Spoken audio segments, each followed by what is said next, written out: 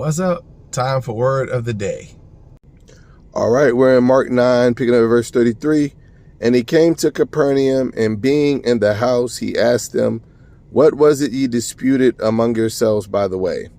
But they held their peace, for by the way they had disputed among themselves who should be the greatest.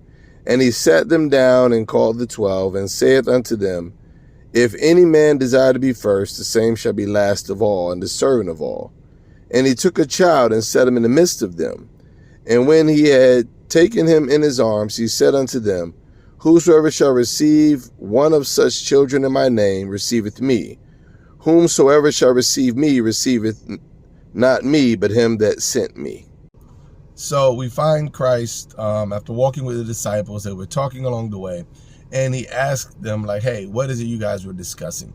And they were afraid to say. Nobody wanted to speak up and fess up. They were going back and forth over who's going to be the greatest in the kingdom. And sometimes human nature, we want to be seen. We want to be elevated. We want to be lifted up.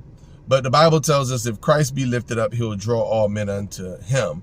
And here we're reading where Jesus is telling them, you want to know who's the greatest? He brings a child in their midst. And it says, hey, if you can humble yourself like this little child, the same as the greatest in the kingdom, basically. And this is something that's hard for many to grasp, because we live in an age and a day of WIIFM. What's in it for me is the station that everybody wants to be tuned into. Everybody wants their dial tone set to what they can benefit. But when you're walking in Christ, you begin to learn that if you want to be the greatest, you become your brother's servant.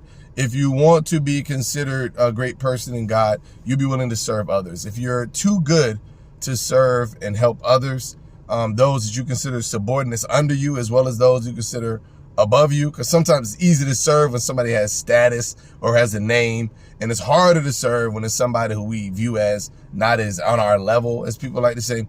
But when you have the love and the heart of Jesus and you're trying to be well-pleasing to all God has for you to do, you don't mind serving. It doesn't matter whether it's an adult or a child. You just want to help and do the will of the Father. So I want to encourage you to find ways to serve in the community, in the churches, at your jobs, in the schools. Those that have a need, be a blessing unto others, and watch how God begins to work in your life and exalt you. I pray that you are blessed by this word of the day, and look forward to seeing you guys for another one tomorrow.